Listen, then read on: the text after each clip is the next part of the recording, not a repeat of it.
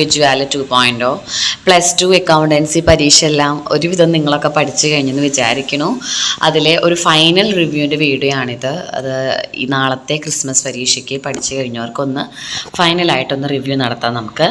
അതിലെ 3 പാഠങ്ങളാണ് നമുക്കുള്ളത്. ഫസ്റ്റത്തെ 3 chapters basic concept, admission and retirement. ഓരോ പാഠങ്ങളും നമ്മൾ നോക്കുന്നുണ്ട്. കമ്പ്യൂട്ടറൈസ്ഡ് അക്കൗണ്ടിങ് നോക്കുന്നുണ്ട് കേട്ടോ. അതിലെ അക്കൗണ്ടിങ് ഫോർ AFSകാരുടെ ചാപ്റ്റേഴ്സും ഇതേപോലെ ഫസ്റ്റത്തെ 5 പാഠങ്ങളൊക്കെയാണ് ഉള്ളത് കേട്ടോ. ഇതിലെ ഫസ്റ്റ് പാഠത്തിൽ നിന്നുള്ള ഫസ്റ്റത്തെ ചാപ്റ്റർ ബേസിക് കൺസെപ്റ്റ് ആണ്. അവിടെ നമ്മൾ നോക്കി വെക്കാം. നമുക്ക് 1 മാർക്കിൻ്റെ ഒരു ചോദ്യമാണ്. Partners are entitled to which among the following in partnership deed is silent. Partnership deed silent ആവുമ്പോൾ ഇൻട്രസ്റ്റ് ഓൺ ക്യാപിറ്റൽ കൊടുക്കണ്ട, സാലറി കൊടുക്കണ്ട, കമ്മീഷൻ കൊടുക്കണ്ട, എന്ത് മാത്രം കൊടുത്താൽ മതി? ഇൻട്രസ്റ്റ് ഓൺ പാർട്ട്നേഴ്സ് ലോൺ അല്ലെങ്കിൽ ഇൻട്രസ്റ്റ് ഓൺ ലോൺ 6% കൊടുത്താൽ മതി കേട്ടോ. ഇൻട്രസ്റ്റ് ഓൺ ഡ്രോയിങ്സ് നമ്മൾ ക്രെഡിറ്റ് ചെയ്യുക PRL അപ്രോപ്രിയേഷൻ അക്കൗണ്ടിലാണ് ക്രെഡിറ്റ് ചെയ്യുക അപ്രോപ്രിയേഷനിലെ. Then which of the following is not recorded in profit and loss appropriation account. ഏതാണ്? ഡ്രോയിങ്സും ക്യാപിറ്റലും ഡ്രോയിങ്സും നമ്മൾ PRL അപ്രോപ്രിയേഷനിൽ എഴുതില്ല കേട്ടോ. ദെൻ പിന്നീട് നമുക്ക് പ്രോബ്ലം വൈസ് വരാറുണ്ട്. അതായത് ഷെയർ ഓഫ് പ്രോഫിറ്റ് റേഷ്യോയിൽ നമുക്ക് വീതിച്ചു കൊടുക്കേണ്ട പ്രോഫിറ്റ് ആണ് കേട്ടോ. Then 2500 at the end of each ക്വാർട്ടറിലാണ് പിൻവലിക്കുന്നത് എങ്കിൽ 4.5 ആണ് ആവറേജ് പീരീഡ്. 4.5 ആണ്. ദെൻ ഇൻട്രസ്റ്റ് ഓൺ ക്യാപിറ്റൽ നമുക്ക് കണ്ടുപിടിക്കാൻ വരും. ഈ ക്വസ്റ്റ്യൻ നോക്കി നോക്കാം. ഈ ക്വസ്റ്റ്യനിൽ പറഞ്ഞത് 2:1 റേഷ്യോയിൽ എയും ബിയും ഉണ്ട്. ഇനീഷ്യൽ ക്യാപിറ്റൽ 50,000 40,000 ആണ്. ഫസ്റ്റ് ജൂലൈ ആയപ്പോൾ ബി ഇൻട്രൊഡ്യൂസ് ചെയ്തു അഡീഷണൽ ക്യാപിറ്റൽ 10,000. അങ്ങനെയാണ് എങ്കിൽ ബി ഇൻട്രൊഡ്യൂസ് ചെയ്തത് ജൂണിലാണ്. ഓക്കെ, അവിടെ മുതൽ നമ്മൾ 9 മാസം നമ്മൾ അക്കൗണ്ടിങ് ഇയർ ക്ലോസ് ചെയ്യുന്ന ഡേറ്റ് നമുക്ക് തന്നിട്ടുണ്ടാവും ക്വസ്റ്റ്യനിൽ. എന്നാണ്? ഏപ്രില്. അപ്പം മാർച്ച് വരെ, ജൂലൈ 1 മുതൽ മാർച്ച് വരെ 9 മാസത്തിന് അഡീഷണൽ ക്യാപിറ്റൽ കണ്ടുപിടിക്കുക, ആഡ് ചെയ്യുക കേട്ടോ. ദെൻ 3 മാർക്കിന് 3 differences between fixed capital and fluctuating capital method. Difference എന്ന് പറയുമ്പോൾ 2 അക്കൗണ്ട് വേണം ഫിക്സഡിൽ, ഫ്ലക്ച്വേറ്റിംഗിൽ ഓൺലി 1 അക്കൗണ്ട് ഈസ് നീഡഡ്. പിന്നെ ഫിക്സഡിൽ drawings, interest on capital, salary എല്ലാം നമ്മൾ കറണ്ട് അക്കൗണ്ടിലാണ് എഴുതുക. ഫ്ലക്ച്വേറ്റിംഗിലെല്ലാം ക്യാപിറ്റൽ അക്കൗണ്ടിലാണ് എഴുതുക. ദെൻ ക്യാപിറ്റൽ ബാലൻസ് ഇവിടെ അൺചേഞ്ച്ഡ് ആയിരിക്കും, അവിടെ നമുക്ക് മാറും. ഇവിടെ always show credit balance debit balance ആയിരിക്കും. ദെൻ നമുക്ക് interest on drawings product method വഴി കണ്ടുപിടിക്കാൻ വന്നു കഴിഞ്ഞാൽ ഡിഫറെൻറ്റ് എമൗണ്ട് ആണ് എങ്കിൽ നമ്മൾ ആദ്യം ചെയ്യേണ്ടത് എന്താണ്? 4 കോളം വരച്ചിട്ട് ടൈം പീരീഡ് കാണണം. ഈ ടൈം പീരീഡ് എങ്ങനെ നമുക്ക് കിട്ടുക? നമുക്ക് ക്വസ്റ്റ്യനിൽ അക്കൗണ്ടിങ് ഇയർ എന്നാണ് ക്ലോസ് ചെയ്യുന്നതെന്ന് പറഞ്ഞിട്ടുണ്ടായിരിക്കും. അക്കൗണ്ടിങ് ഇയർ ക്ലോസ് ചെയ്യുന്ന ഡേറ്റും ആ പിൻവലിച്ച ഡേറ്റും നമ്മൾ നോക്കുക. Okay, April 1 10,000. അവിടെ മുതൽ നെക്സ്റ്റ് മാർച്ച് വരെ 12 മാസം. ഒക്ടോബർ 31 മുതൽ മാർച്ച് വരെ 5 മന്ത്. അങ്ങനെ പീരീഡ് കണ്ട് പ്രോഡക്റ്റ് എന്ന് പറയുമ്പോൾ ഈ പീരീഡും ഈ എമൗണ്ടും നമ്മൾ ഇൻറ്റു ചെയ്ത് നമുക്ക് ടോട്ടൽ പ്രോഡക്റ്റ് കിട്ടി. ആ total product into interest of rate of return, then 1/12. ഈ 1/12 ചെയ്യണം, മസ്റ്റാണ് കേട്ടോ. അപ്പോൾ നമുക്ക് ഇൻട്രസ്റ്റ് ഓൺ ക്യാപിറ്റൽ കിട്ടി, ഡ്രോയിങ്സ് കിട്ടി. ഓക്കെ, ദെൻ PRL അപ്രോപ്രിയേഷൻ്റെ ഒരു പ്രോബ്ലമാണ് തന്നിരിക്കുന്നത്. നമുക്കിതിൽ പ്രോഫിറ്റും റേഷ്യോസും പിന്നെ സാലറി പെർ മന്ത് ആണോ നോക്കുക. അതിൽ സാലറി പെർ മന്ത് ആണ്. പിന്നെ ഇവരുടെ ഡ്രോയിങ്സ് തന്നിട്ടുണ്ട്, ഇൻട്രസ്റ്റ് ഓൺ ഡ്രോയിങ്സ് തന്നിട്ടുണ്ട്. നമ്മുടെ PRL അപ്രോപ്രിയേഷൻ തയ്യാറാക്കാനാണ് പറഞ്ഞിരിക്കുന്നത്. അപ്രോപ്രിയേഷൻ അക്കൗണ്ട് തയ്യാറാക്കുമ്പോൾ നമ്മൾ ശ്രദ്ധിക്കേണ്ട കാര്യം, PRL അപ്രോപ്രിയേഷൻ തയ്യാറാക്കുമ്പോൾ ക്രെഡിറ്റ് സൈഡിൽ നമ്മൾ എഴുതുന്നത് പ്രോഫിറ്റും ഇൻട്രസ്റ്റ് ഓൺ ഡ്രോയിങ്സും മാത്രമാണ്. ഒരേ എമൗണ്ടുകളാണ് കൊടുക്കുക. സാലറി, ഇൻട്രസ്റ്റ് ഓൺ ക്യാപിറ്റൽ എല്ലാം നമ്മൾ ഡെബിറ്റ് സൈഡിലാണ് കൊടുക്കുക. ക്യാപിറ്റലും ഡ്രോയിങ്സും ഇതിൽ എഴുതരുത്. ബാലൻസിങ് ഫിഗർ നമ്മൾ പാർട്ട്നേഴ്സിനെ വീതിച്ചു കൊടുക്കാം. ഓക്കെ, ദെൻ ചാപ്റ്റർ 2ലേക്ക് കിടക്കുകയാണ്. അപ്പോൾ ഇമ്പോർട്ടൻ്റ് ആയത് മാത്രം അതിൽ ഡിഫറൻസ് പഠിക്കുക, PRL അപ്രോപ്രിയേഷൻ പഠിക്കുക, അതിന് നമ്മൾ 1 മാർക്കിനുള്ള കാര്യങ്ങളൊക്കെ അതിന് പഠിക്കുക. ബേസിക് കൺസെപ്റ്റിലത്തെ അതൊക്കെ പഠിക്കുക. അഡ്മിഷൻ ഓഫ് എ പാർട്ട്ണറിലേക്ക് വരുമ്പോൾ നമുക്ക് പകുതി പോർഷൻ ഓണപരീക്ഷയ്ക്കും ബാക്കി പകുതി ഈ പരീക്ഷയ്ക്കാണുള്ളത്. അഡ്മിഷനിൽ നമുക്ക് വരുന്നത് mode of റീകൺസ്റ്റിറ്റ്യൂഷൻ.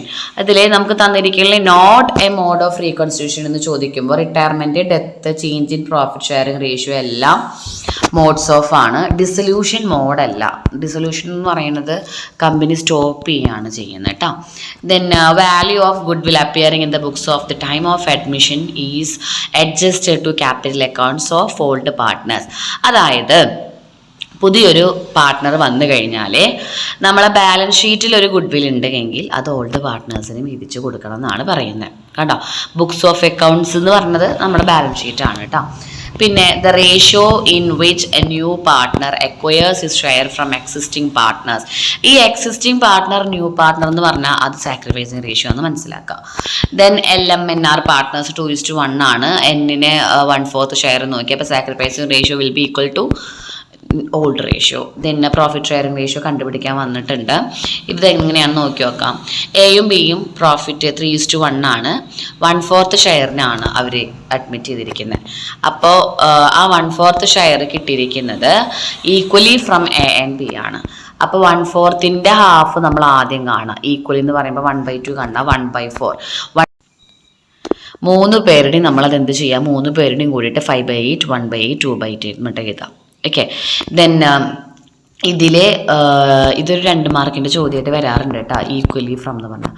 Then list out the various rights acquired by a new partner. 2 റേറ്റേ ഉള്ളൂ. That is right to share the profit of the firm, right to share the asset of the firm. അതേപോലെ പഠിക്കാം. Then average profit തന്നിട്ടുണ്ട്, capital തന്നിട്ടുണ്ട്, rate of interest തന്നിട്ടുണ്ട്. Capitalisation of super profit method വഴി goodwill കണ്ടുപിടിക്കാം. അപ്പോൾ നമ്മൾ എന്ത് ചെയ്യുക, ആദ്യം ആവറേജ് പ്രോഫിറ്റും നോർമൽ പ്രോഫിറ്റും സൂപ്പർ പ്രോഫിറ്റും വരെ കണ്ടുപിടിക്കാം. സൂപ്പർ പ്രോഫിറ്റ് കണ്ടുപിടിച്ചിട്ട് ആ റേറ്റ് ബൈ 10% ഇല്ലേ, അത് 100/10 ചെയ്താൽ ക്യാപിറ്റലൈസേഷൻ ഓഫ് സൂപ്പർ പ്രോഫിറ്റ് കിട്ടി. ക്യാപിറ്റലൈസേഷൻ ഓഫ് സൂപ്പർ പ്രോഫിറ്റ് എന്ന് വെച്ചാൽ 100/10 ആണ്. ദെൻ അപ്പോൾ ഗുഡ് വിൽ ഓക്കെ ആയി. Then 3 factors affecting good will of the firm: nature of the business, location, management efficiency, market situation, others. Then എക്സും വൈയും partners ആണ്. അവർ 3:2 ആണ്. Z പുതുതായിട്ട് വന്നു. അതിൽ 25,000 റിസർവും ഉണ്ട്. ഡെബിറ്റ് ബാലൻസ് ആയിട്ട് 15,000 ഉണ്ട്. എന്താ ചെയ്യാം, റിസർവ് എന്ന് പറയുന്നത് പാർട്ട്നേഴ്സിനെ ക്രെഡിറ്റ് ചെയ്യുക. പ്രോഫിറ്റ് ആൻഡ് ലോസ് ഡെബിറ്റ് എന്ന് പറഞ്ഞാൽ അതിൻ്റെ അർത്ഥം എന്താണ്, ലോസ് ആണ്. അപ്പോൾ പാർട്ട്നേഴ്സിനെ ഡെബിറ്റ് ചെയ്യുക, അവരുടെ ഓൾഡ് റേഷ്യോയിൽ വിധിച്ചു കൊടുക്കുക കേട്ടോ. ജേർണൽ എൻട്രി പഠിക്കാം. Then necessary journal entries again. ഇവിടെ പുതിയൊരു പാർട്ട്ണർ വരുമ്പോൾ 50,000 രൂപ ക്യാപിറ്റലും പ്രീമിയം ആയിട്ട് 60,000 രൂപയും കൊണ്ടുവന്നിട്ടുണ്ട്. അപ്പോൾ നമുക്ക് എങ്ങനെയാണ് എൻട്രി വരിക, അതിന് മുന്നേ നമ്മൾ ആദ്യം സാക്രിഫൈസിങ് റേഷ്യോ കണ്ടുപിടിക്കാം. Sacrificing ratio will be equal to old ratio എന്ന് പറഞ്ഞിട്ട് എഴുതിയാലും മതി കേട്ടോ. ഗുഡ് വിൽ നമുക്ക് ഫേമിൻ്റെ ഗുഡ് വില്ലാണ് തന്നത്. കണ്ടോ, ഫേം ഈസ് വാല്യൂഡ് 60,000. അതായത് the good will of the firm എന്ന് പറഞ്ഞാൽ 60,000. അപ്പോൾ പുതിയതായിട്ട് വന്ന ആളുടെ ഗുഡ് വിൽ നമ്മൾ എങ്ങനെ കണ്ടുപിടിക്കണം, ഇൻറ്റു 1/6. ഇത് 5 മാർക്കിൻ്റെ ക്വസ്റ്റ്യൻ ആണ്. അപ്പോൾ ഈ 10,000 ആണ് ആൾ കൊണ്ടുവന്നിട്ടുണ്ടാവാൻ നമ്മൾ കരുതണം. ഓക്കെ. പിന്നെ ക്യാപിറ്റലും കൊണ്ടുവന്നു, അയാൾ വരുമ്പോൾ ഗുഡ് വില്ലും കൊണ്ടുവന്നു. Bank account at to capital to premium old partners വിധിച്ചെടുത്തു. Premium account at to old partners capital account. അത് പിന്നീട് അവർ വിഡ്രോ ചെയ്തു. ഇപ്പോൾ ഈ ക്വസ്റ്റ്യനിൽ നോക്കിയാൽ ശ്രദ്ധിച്ച് വായിക്കാട്ട്, അതിൽ പറഞ്ഞിട്ടുണ്ട് K&L withdraw their necessary goodwill, share of goodwill എന്ന് പറഞ്ഞിട്ടുണ്ട്. അപ്പോൾ വിഡ്രോ ചെയ്തു എന്ന് പറഞ്ഞാൽ 3ാമത്തെ ജേർണൽ എൻട്രി എഴുതാം. ഓക്കെ. പിന്നെ 8 മാർക്കിൻ്റെ ക്വസ്റ്റ്യൻ. 8 മാർക്കിൻ്റെ ചോദ്യം ഒന്നും അടിച്ച് പറഞ്ഞുതരാം. DE partners 3:2 ratio. ഇതിൽ ഒക്കെ തന്നിട്ടുണ്ട്, അസറ്റുകളൊക്കെ തന്നിട്ടുണ്ട്. G ആണ് വരുന്നത്.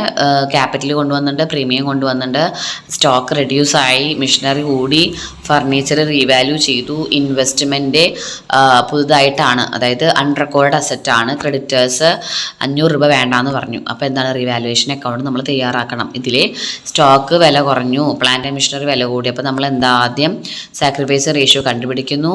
ജേർണൽ എൻട്രി എഴുതാൻ വരാറില്ല, നിങ്ങൾക്ക് വേണമെങ്കിൽ എഴുതാം കേട്ടോ.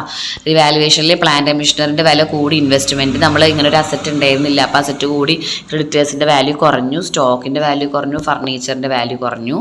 ബാലൻസിങ് ഫിഗർ ഓൾഡ് പാർട്ട്നേഴ്സിന് അവരുടെ റേഷ്യോയിൽ വിധിച്ചു കൊടുത്തു. ഓക്കെ. പിന്നീട് നമ്മൾ ചെയ്യേണ്ടത് പാർട്ട്നേഴ്സിൻ്റെ ക്യാപിറ്റൽ അക്കൗണ്ടിൽ പ്രീമിയം വിധിച്ചു കൊടുക്കുക, പുതുതായിട്ട് കൊണ്ടുവന്ന ക്യാപിറ്റൽ, റിവാലുവേഷൻ്റെ പ്രോഫിറ്റ്. റിസർവുകൾ ഉണ്ടെങ്കിൽ കൊടുക്കണം, ഇതിൽ റിസർവുകൾ ഇല്ല കേട്ടോ.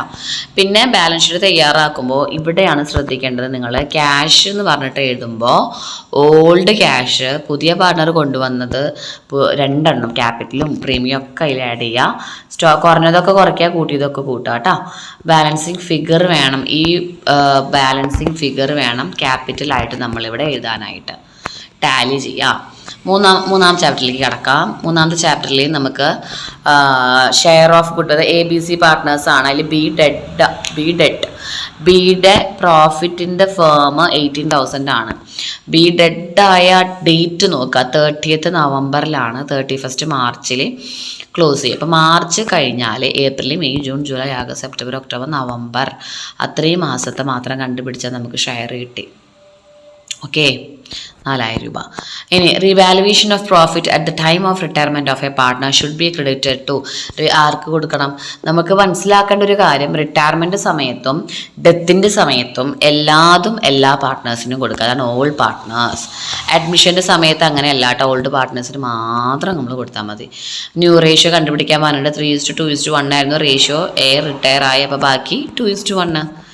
ദെൻ JKL പാർട്ട്നേഴ്സ് ആണ്. റിട്ടയർ ആയിട്ട് ഗുഡ് വിൽ തന്നിട്ടുണ്ട്, അത് എൻട്രി ചെയ്താനാണ് പറഞ്ഞിരിക്കുന്നത്. ഗുഡ് വില്ലിൻ്റെ journal entry, share of goodwill K മാത്രമാണ് പോകുന്നുള്ളൂ, അതുകൊണ്ട് Kയുടെ ഷെയർ കണ്ടുപിടിക്കുന്നു. Continuing partners capital account at to KS capital എഴുതുന്നു. ദെൻ അപ്പോൾ ഇത് ജേണൽ എൻട്രി തന്നെയാണ്, എല്ലാ പാർട്ട്നേഴ്സിനും കൊടുക്കണം. റിട്ടയർമെൻ്റ് ആണോ അഡ്മിഷൻ ആണോ നോക്കുക. അഡ്മിഷൻ്റെ സമയത്ത് ഓൾഡ് പാർട്ട്നേഴ്സിനും, റിട്ടയർമെൻറ്റ് സമയത്ത് എല്ലാ പാർട്ട്നേഴ്സിനും കൊടുക്കുക. ദെൻ സെയിം ജേണൽ എൻട്രീസ് തന്നെയാണ് വരുന്നത്.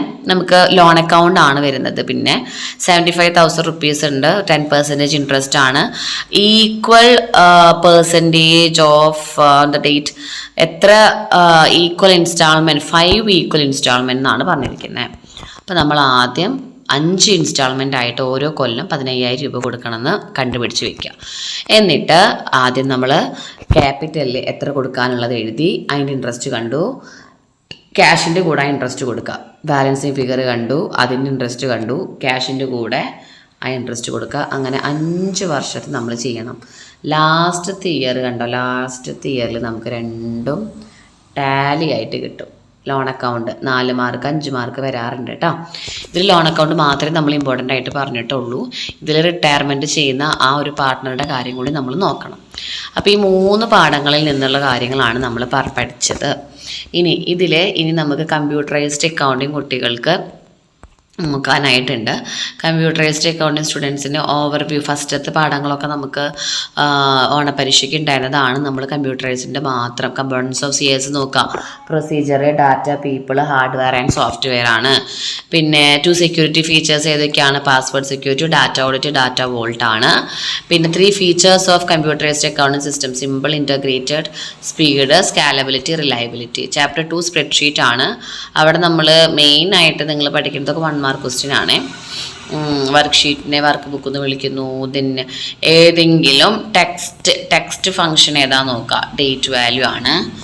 അതേപോലെ logical functions in LibreOffice Calc, if, nested if, and, or. Features of spreadsheet ഏതാ പറഞ്ഞിട്ട്, DC calculation, what if calculation, surveys database, arranging data, dynamic chart.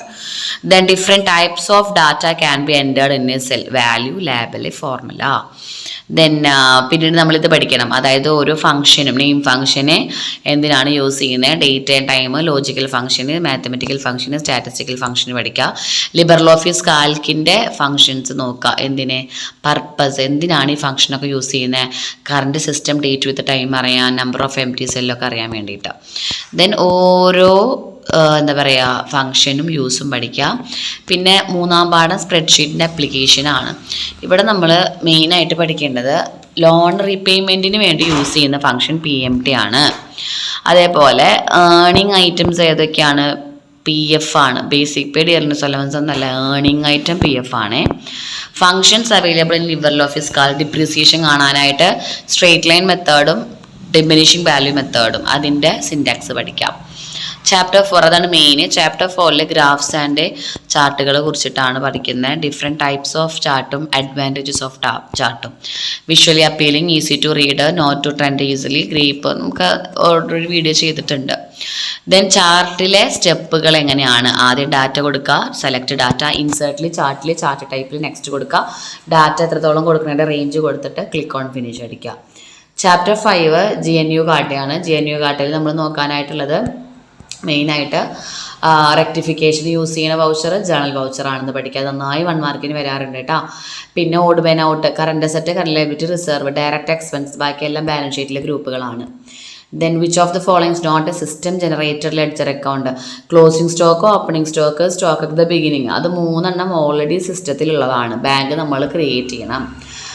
Ledger എങ്ങനെ create ചെയ്യാം?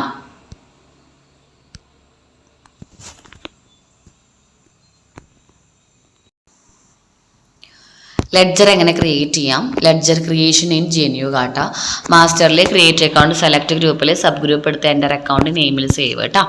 2 types of features GNU Khata എന്തൊക്കെയാണ്? Free and open software ആണ്, based on double entry ആണ്, source document attach ചെയ്യാൻ പറ്റും, export import അറിയാൻ പറ്റും, പാസ്വേഡ് സെക്യൂരിറ്റി ഓൾഡ് ഫെസിലിറ്റി എല്ലാം ഉണ്ട്. പിന്നെ name voucher types user, receipt F4 ആണ്, പേയ്മെൻറ്റ് F5 ആണ്, പിന്നെ സെയിൽസ് F6 ആണ്. ദെൻ ഇതേപോലെ ഒരു വൗച്ചർ ടൈപ്പും ഏതൊക്കെ അക്കൗണ്ടിൽ വരുന്നുണ്ടെന്നും പഠിക്കുക. മിഷനറി പർച്ചേസ് ചെയ്യുമ്പോൾ മിഷനറി ബൈ ബാങ്ക് പേയ്മെൻ്റ് ആണ്, കോൺട്രയിൽ ബാങ്കും ക്യാഷ് നമ്മൾ +1 പഠിച്ചുള്ളതാണ്. അപ്പോൾ ഇത്രയും കാര്യങ്ങൾ നല്ലപോലെ പഠിക്കാനായിട്ട് ശ്രദ്ധിക്കുക. മാക്സിമം നിങ്ങൾ ട്രൈ ചെയ്യുക. നമ്മുടെ ബിസിനസ് സ്റ്റഡീസ് എക്സാമൊക്കെ കഴിഞ്ഞിരിക്കുകയാണ്, അതേപോലെ അക്കൗണ്ടൻസി എക്സാമും മാക്സിമം നിങ്ങൾ ഒന്ന് റിവൈസ് ചെയ്തെടുക്കുക കേട്ടോ. വീഡിയോ നിങ്ങൾക്ക് ഹെൽപ്ഫുൾ ആയെങ്കിൽ നിങ്ങൾ ഫ്രണ്ട്സിനൊക്കെ ഒന്ന് അയച്ചു കൊടുക്കുക. Okay dear student, thank you so much.